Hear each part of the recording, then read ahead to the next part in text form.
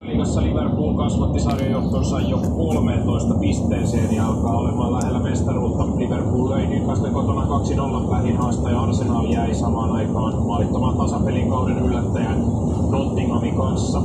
Sarja on jäljellä vielä 10 kierrosta ja Liverpoolin sarjajohto siis jo 13 pistettä. Liverpoolin edellinen mestaruus on 5 vuoden takaa. Urheilua jälleen tunnin kuluttua.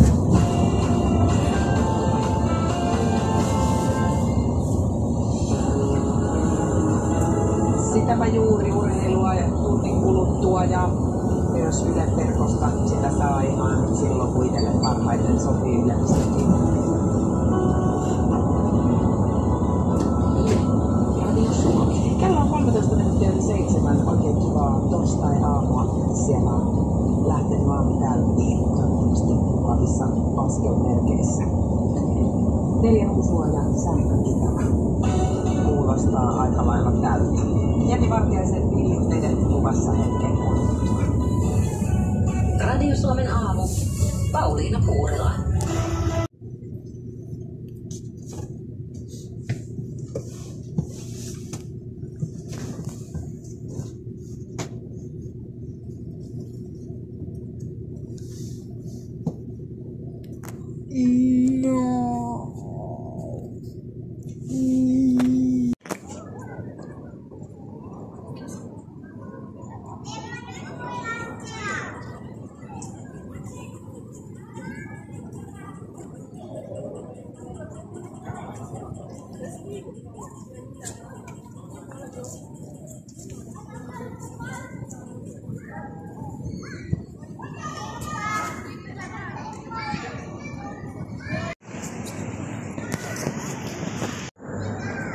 Se voi joida basquete calatiusia damas. У нас новый дом. Нормально сердечко покажи. Клас. Всім привіт! Будемо зараз з вами відкривати дубайський шоколад. Це, звісно, анімація, але зараз подивимося, як він буде.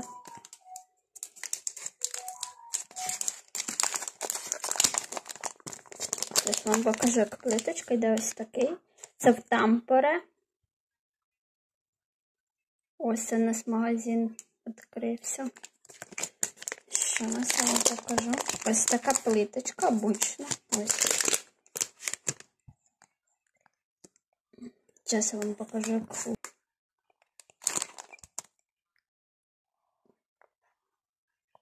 Ось так виглядить.